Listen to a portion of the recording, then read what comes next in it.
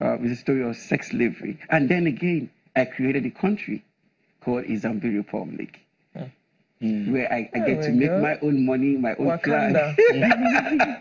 So we have Akim K. Kazim from the Hollywood side, who's going to be in Nigeria in September to film that with us. And then we have a lot of amazing people also on it. So I get to create a beautiful country. And do you have anything on the big screen yet? I have Holy Grail premiering in September. I have She Devil also premiering sometimes, another 1 month from now. You know. Now, what is your connection with the Ibru organization? Because almost every time I watch a movie that has Onesoul in it, Ibru is in the small print somewhere. I think I've been. There's no way the funny thing is I never met the Ibru himself, but he has some amazing family, has some amazing daughters and sons who they've stretched their hands in giving support to people, you know, and I happen to be one of the benefactors. At the beginning of my career, when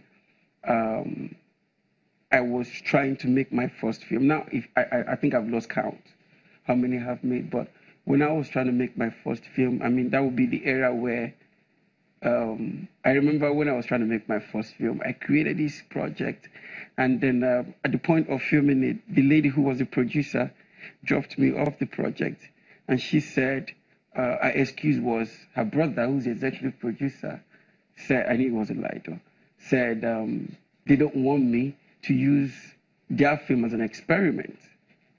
That's what I was told. So they dropped me and they tried to give it to some other director. But while I have lost count on how many films I've done today, they never still shot that film. Till now. Till now. So I went through. Oh dear. Yeah. I went through. The boy headstrong. I went through a lot of. They say in my country, in head catch them. I don't know. I think God just. It's not me. Whatever happened, I don't know.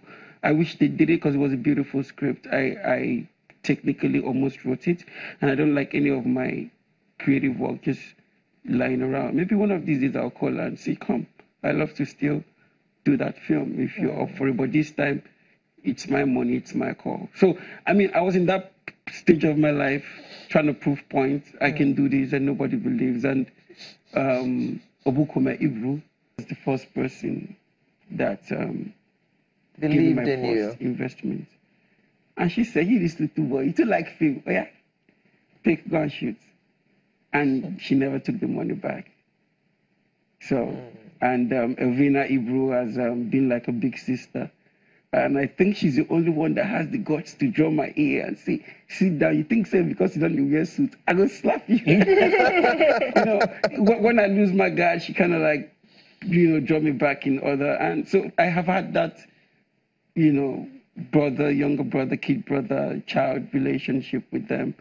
And they've never been anything less than being a great family. So when you started, funds were a challenge.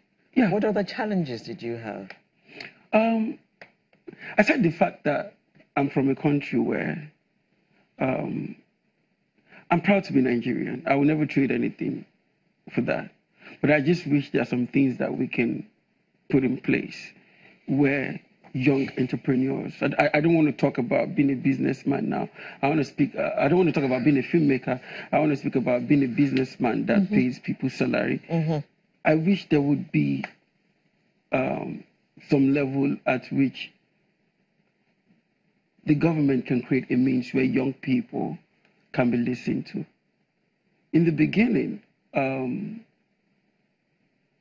it goes back to the fact that there is no adequate environment for you to function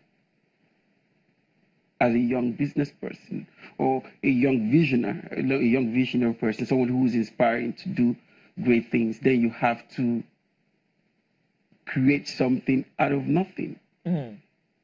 Apart from that, even I said something, I say, in America, the police there, they have a lot of tools and a lot of facilities to work with. But how come our guys, without these tools and all of that, they're still able to catch criminals?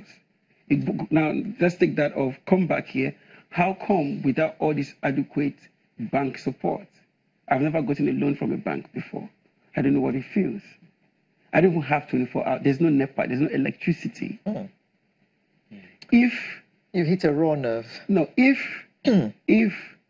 I, as a man that has an office where I run a production company, and I know how much I spend every day running diesel, and I will tell you, if the government gives me electricity alone, I'll be fine. I'm not even talking about banks coming to believe in you, to give you some sort of do business and come back. Yeah. Now, let me tell you the country we live in. The country we live in is where the government or the people who are in charge, they're not paying attention to the future. They are still stuck up in the past, but I won't blame them because we still have the past ruling us. But there's a future that needs to be looked. And what happens is the future that's supposed to be ruling, not already the past. Looking towards the back. Yeah, so when I mean the future, I'm talking about, I've been able to break out to some extent. There's another Onesoul, there's another guy who can do greater things, but he's not been listened to. Now, if the government decides today that they want to give some sort of grant for filmmakers, they don't call me. Onesoul, hold on. Yeah. They don't call you. When we come back from this break, you tell us why they don't call you. Please don't go away. Okay.